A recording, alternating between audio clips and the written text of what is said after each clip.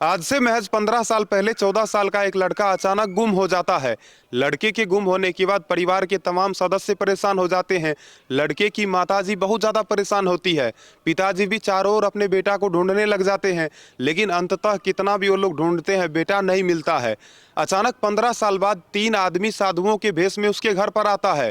उसमें से एक साधु कहता है, मैं आपका ही बेटा हूँ। आप अगर चाहते हो कि मैं आपके साथ रहूं तो आपको मुझे 3 लाख रुपये देने होंगे। और दोस्तों, जब वो महिला 3 लाख रुपया देती है, यानी कि उस लड़के की जो माँ होती है, वो जब 3 लाख रुपया देती है, अचानक पुलिस वाले आ जाते हैं। और उसके बाद जो होता है, उस सच्चाई को जानकर आसपास के लोगों का दिमाग हिल जाता है।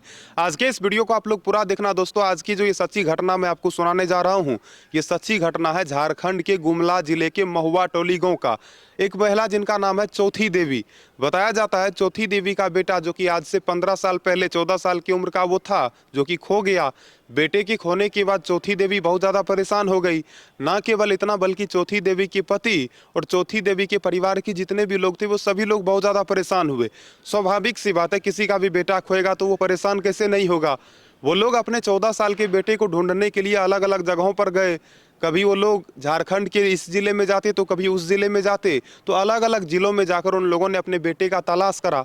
पुलिस वालों को भी जाकर उन्होंने बताया, थाने में शिकायत भी दर्ज करवाया, लेकिन ना तो पुलिस वाले उसके बेटे को ढूंढ पाए, ना तो वो लोग खुद से अपने बेटे को ढूंढ पाए। अचानक 15 साल के बाद उनके घर पर 3 साधु जो कि आता है। तीनों साधु आने के बाद उसमें से एक साधु कहता है, देखो मैं आपका ही बेटा हूँ। आपको याद है ना, मैं 15 साल पहले खो गया था। तो वो साधु जब अपने परिवार वालों के सामने कहता है कि मैं आपका ही बेटा हूँ, तो चौथी देवी, जो कि उसे लगता है कि क्या पता हमारा बेटा इन 15 सालों में साधु बन गया हो, तो चौथी देवी बहुत ज़्यादा खुश हो जाती है। क्योंकि चौथी देवी 15 साल से उम्मीद लगाए बैठी थी कि मेरा बेटा तो एक दिन जरूर आएगा।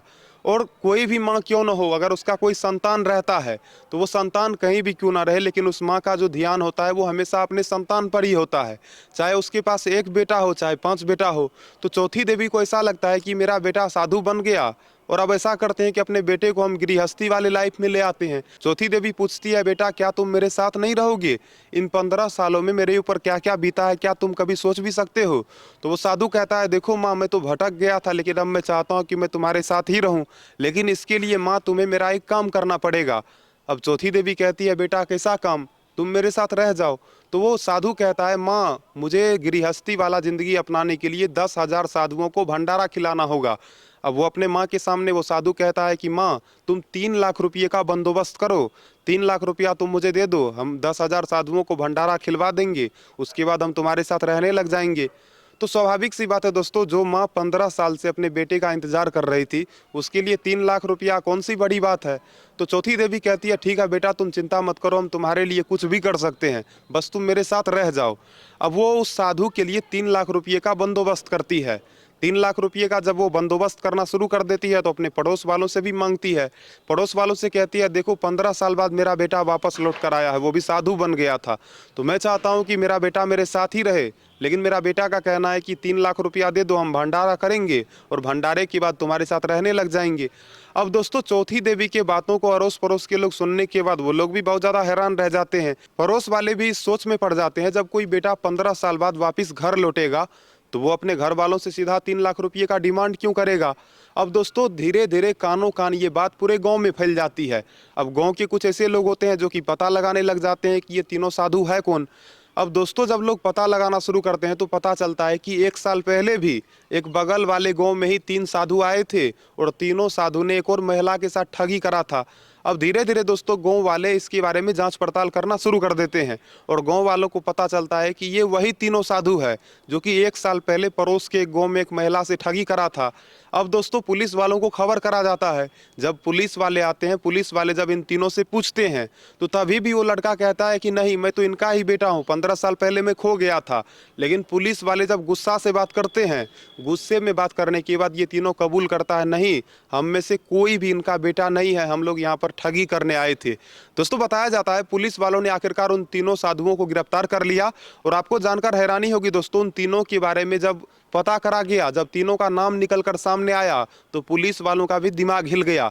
दोस्तों, एक आरोपी का नाम बताया जाता है मोहम्मद सफरुद्दीन, जो कि साधु के भेष में था। दूसरे का नाम मोहम्मद फारूक, वो भी साधु के भेष में था। और तीसरे का नाम सामुल योगी। आप सोचो दोस्तों, कुछ ऐसे भी लोग हैं जो कि लोगों से ठगी करते हैं, और वो भी इमोशनली। मतलब कि ये साधु का धंधा ये था कि ये लोग ये पता करता था कि किसका कोई बेटा खोया हुआ है या किसकी बेटी खोई हुई है। ये लोग साधु वाला एक गैंग बना रखा था, और उस गैंग के द्वारा ये लोग महिलाओं को या फिर जो भी पुरुष होते थे जो कि अपने बेटे बेटियों को ढूंढते थे, जिनका कि बच्चा खो जाता था, ऐसे लोगों से ये लोग ठगी करने का काम करता था। तो फिलहाल दोस्तों कहा जा रहा है इन तीनों साधुओं को गिरफ्तार कर लिया गया। और कहीं ना कहीं दोस्तों आप ये कह सकते हो कि इन लोगों ने साधु के वस्त्र को भी पूरी तरह से बदनाम कर दिया, और ऐसे लोगों के खिलाफ कड़ी से कड़ी कार्रवाई होनी चाहिए कि नहीं, आप लोग कमेंट में लिख के बताना।